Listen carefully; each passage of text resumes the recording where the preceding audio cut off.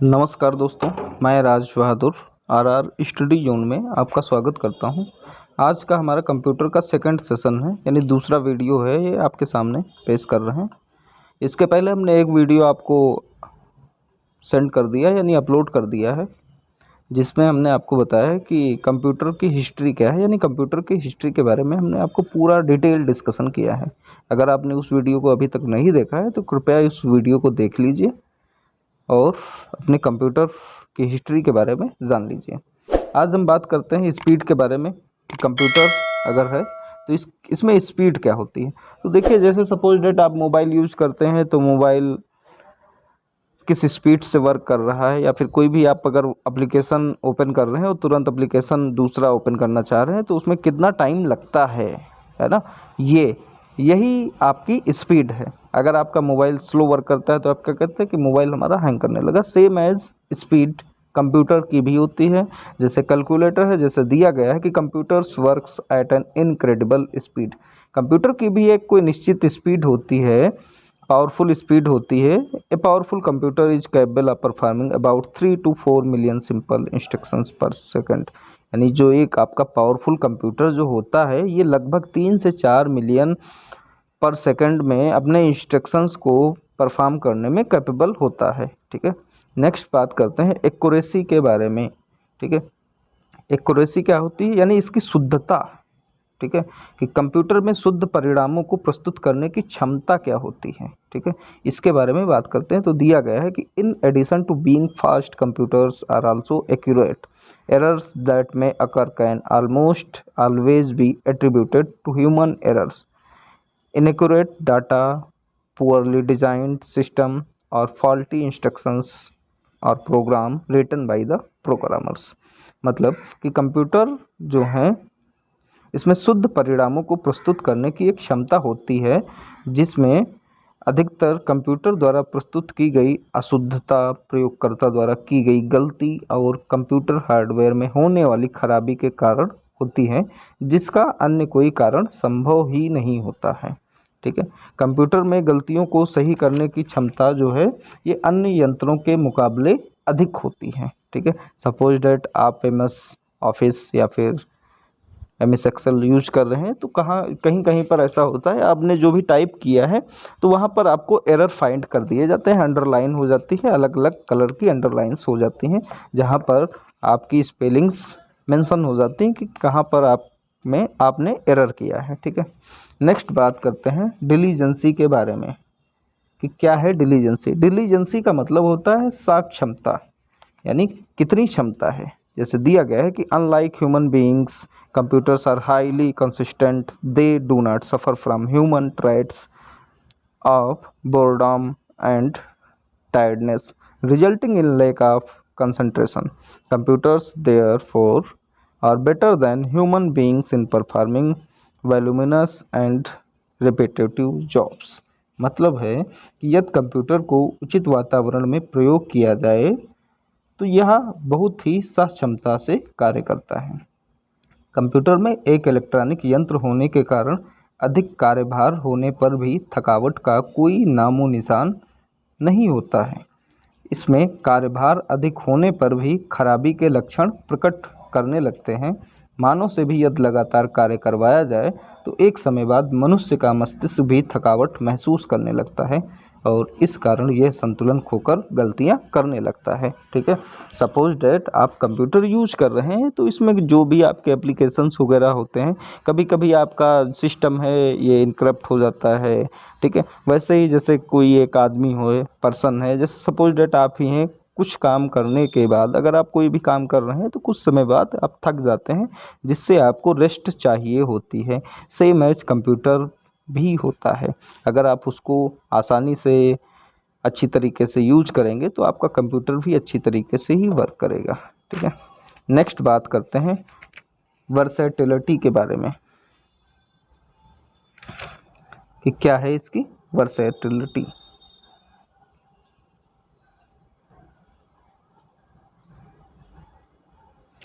मतलब है इसका, इसमें कि दिया गया है कि computers are versatile machines and are capable of performing any task as long as it can be broken down into a series of logical steps. The presence of computers can be seen in almost every sphere, railway or air reservation, banks, hotels, weather forecasting and many more.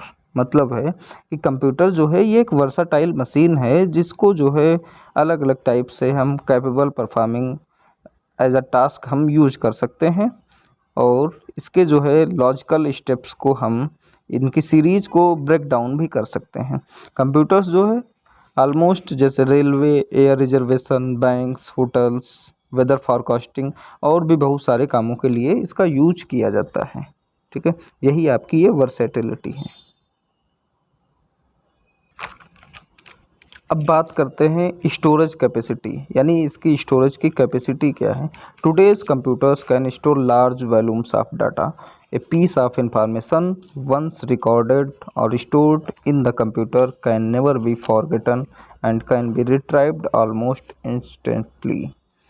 मतलब ये है कि आप जो भी use करते हैं computer तो इसका जो वॉल्यूम जो होता है डाटा स्टोर करने का ये बहुत बड़ा वॉल्यूम होता है जिसमें से हम बहुत सारी चीज़ें स्टोर कर सकते हैं.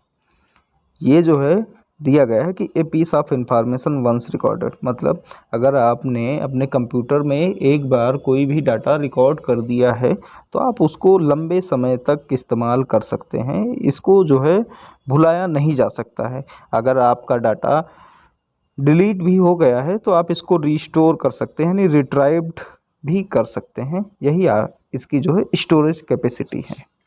अब बात करते हैं हम कंप्यूटर ऑर्गेनाइजेशन के बारे में. उम्मीद करते हैं जो भी हम आपको जानकारी दे रहे हैं सफिशिएंट होगी, रिलेवेंट होगी, है ना. तो अगर ये वीडियो आपको अच्छा लग रहा है तो कृपया इस वीडियो को लाइक करके दूसरों को भी शेयर कर दीजिए. और अगर आप हमारे चैनल पर नए हैं तो कृपया हमारे चैनल को सब्सक्राइब भी कर लें. अब बात करते हैं हम कंप्यूटर ऑर्गेनाइजेशन के बारे में. दिया गया है कि ये computer system consist of mainly 4 basic units, namely input unit, storage unit, central processing unit and output unit. तो कहने का मतलब ये है कि जो कंप्यूटर सिस्टम है इसको मुख्य रूप से 4 भागों में बांट दिया गया है, जिसमें से हैं आपके इनपुट, स्टोरेज यूनिट, सीपीयू जिसको बोलते हैं सेंट्रल प्रोसेसिंग यूनिट, और अगला है आउटपुट यूनिट. ठीक है, इसको 4 भागों में बांट दिया गया है कि central processing unit further includes arithmetic logic unit and control unit. ठीक है, जो आपका जो सीपीयू जो होता है, सीपीयू जो है ये अरिथमेटिक लॉजिक यूनिट और कंट्रोल यूनिट के लिए ही वर्क करता है. जैसे आप ये फिगर में देख सकते हैं 1.2 फिगर. यहाँ पर ये आपका जो है सिस्टम है, कंप्यूटर सिस्टम है. ये आपके सामने पूरा कंप्यूटर सिस्टम है जिसमें से ये आपका माउस हो गया, ये कीबोर्ड हो गया, ये आपका जो मॉनिटर है और ये सीपीयू हो गया. ठीक है, इसके बारे में भी हम आपको दिखा रहे हैं अलग अलग टाइप से.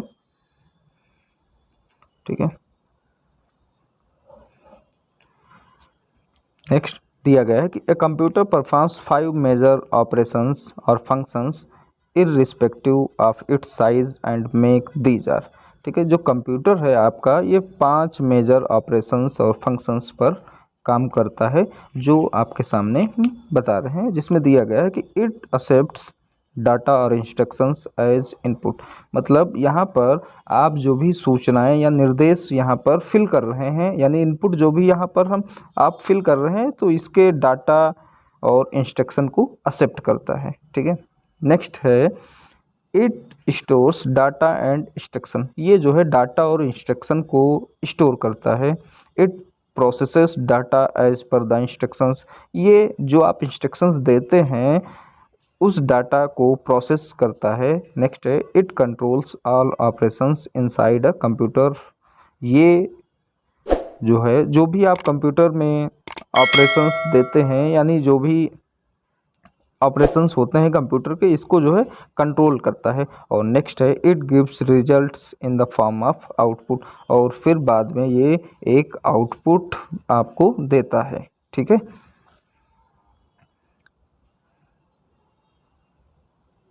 नेक्स्ट बात कर, अगर अदर लैंग्वेज में हम बात करें, जैसे दिया गया है, जैसे फर्स्ट जो भी ये आपके 5 इंस्ट्रक्शंस दिए गए हैं इनके बारे में ही हम आपको बताएंगे।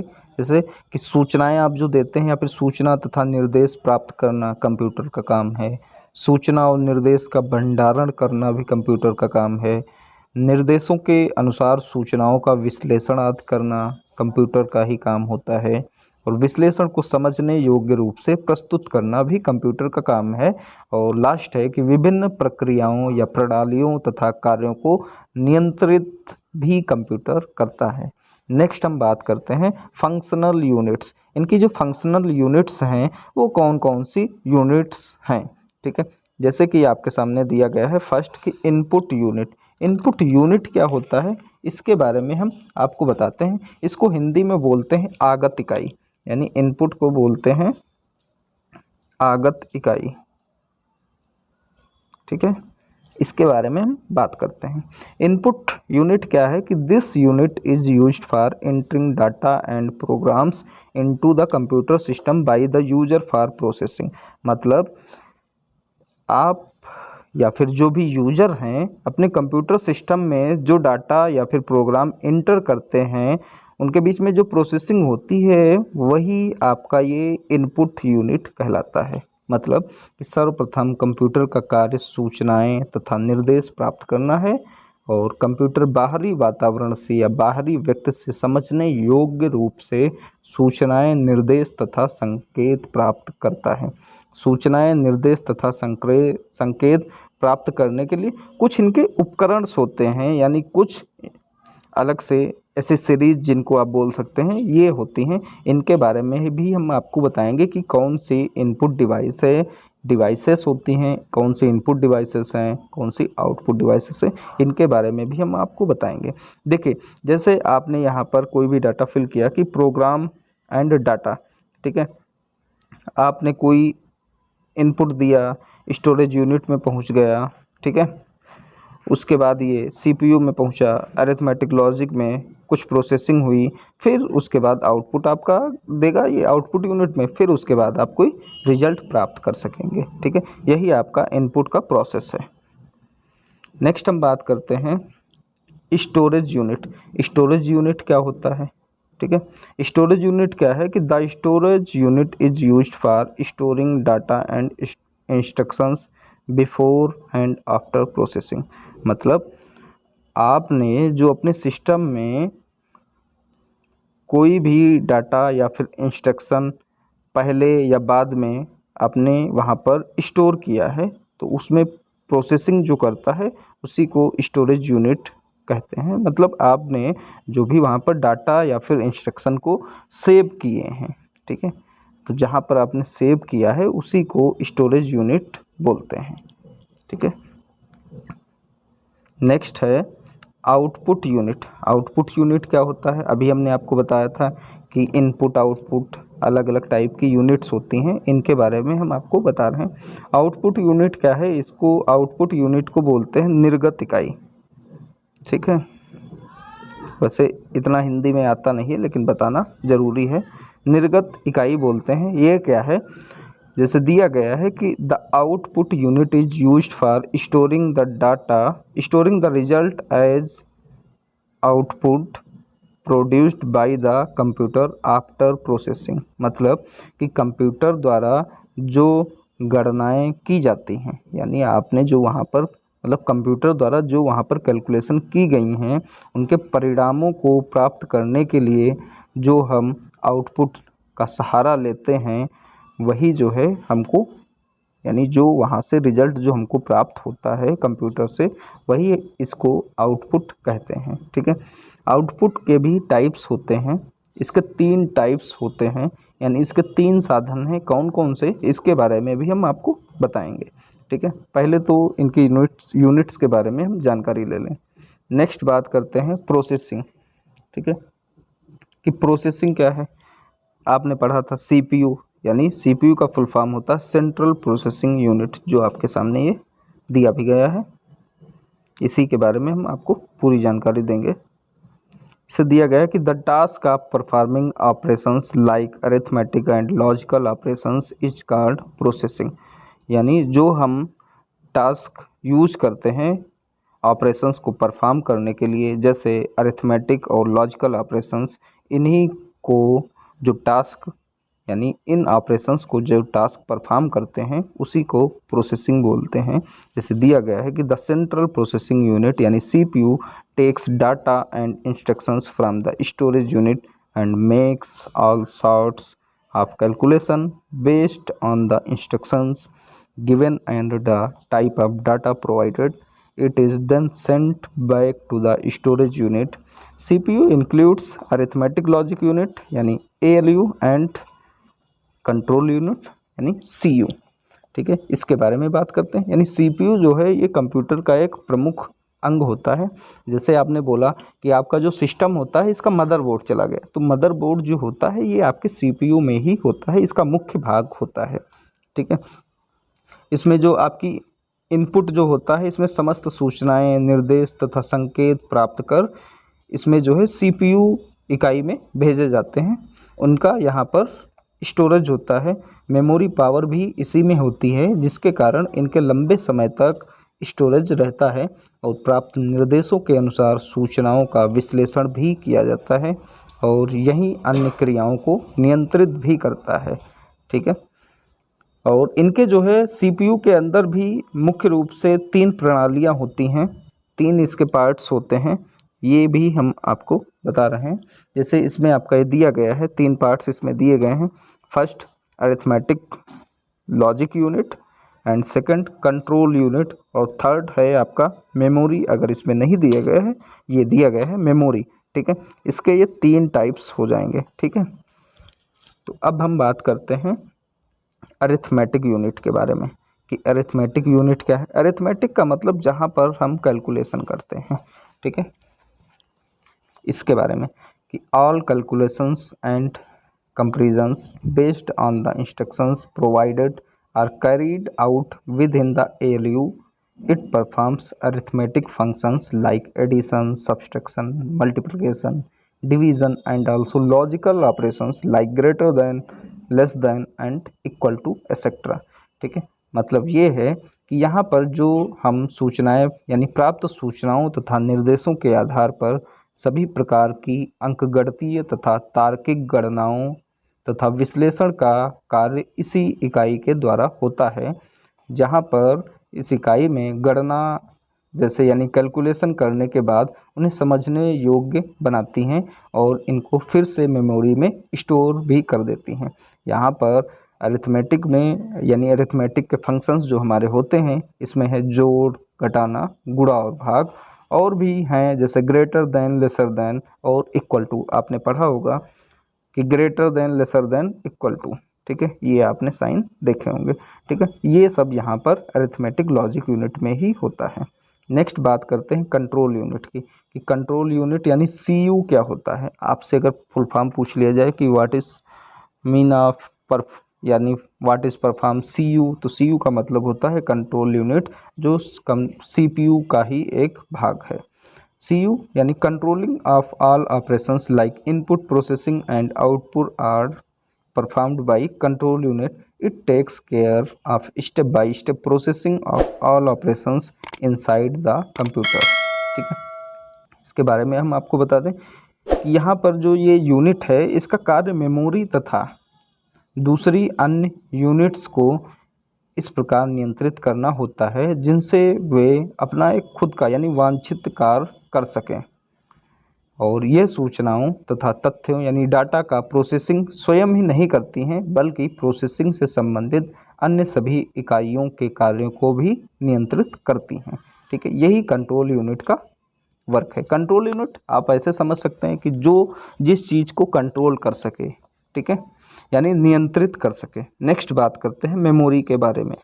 ठीक है, मेमोरी क्या है, तो computers memory can be classified into 2 types, primary memory and secondary memory. देखो कंप्यूटर की जो मेमोरी होती है, आपके जो मोबाइल की जो मेमोरी है इसमें भी, ठीक है, ये जो है 2 भागों में इनको बांट दिया गया है। फर्स्ट है primary memory and secondary memory.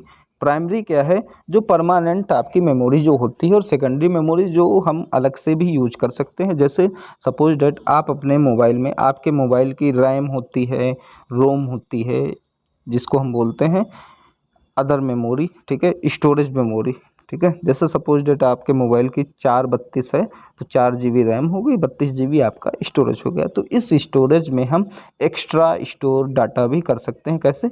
यहाँ पर हम अलग से कोई यूनिट लगा सकते हैं, जैसे आपकी पेन ड्राइव हो गई, मेमोरी कार्ड हो गया, ऐसे ही कंप्यूटर में भी हम यूज कर सकते हैं, ठीक है। तो जो हम अदर डिवाइसेस जो यूज करते हैं एज अ डाटा, उसको हम सेकेंडरी मेमोरी कहते हैं। और जो हमारे लैपटॉप में ऑलरेडी या फिर सिस्टम में जो ऑलरेडी हमारी मेमोरी होती है, वो हमारी प्राइमरी मेमोरी होती है, ठीक है। तो हम बात करते हैं प्राइमरी मेमोरी की, कि प्राइमरी मेमोरी हमारी क्या होती है।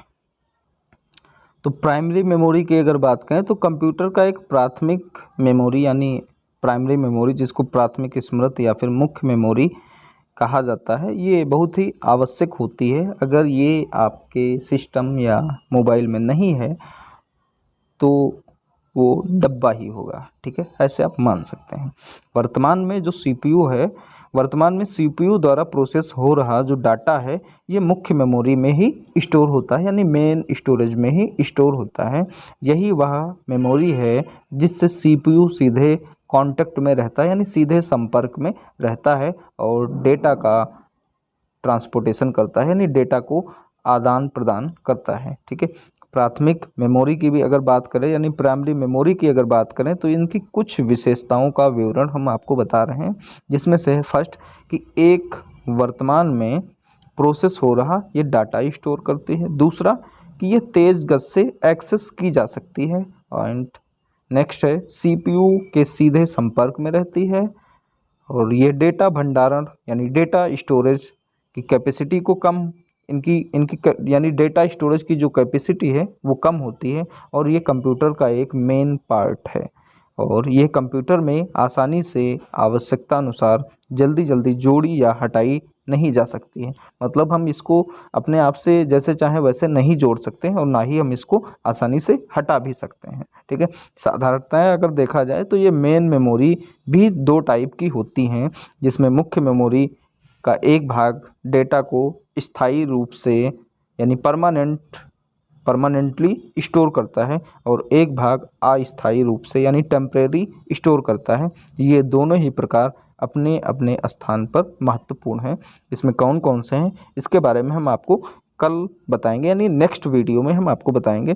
इसके जो भाग हैं इसके बारे में हम बता दें कि primary memory can be further classified as RAM and ROM, ठीक है। रैम क्या है, रोम क्या है, इसके बारे में हम पूरी जानकारी आपको नेक्स्ट वीडियो में देंगे। तो उम्मीद करते हैं जो भी हमने आपको जानकारी दी है, ये वीडियो अच्छा लगा होगा। अगर अच्छा लगे तो आप इस वीडियो को लाइक करिए, ज़्यादा से ज़्यादा लोगों के पास भी शेयर कर दीजिएगा।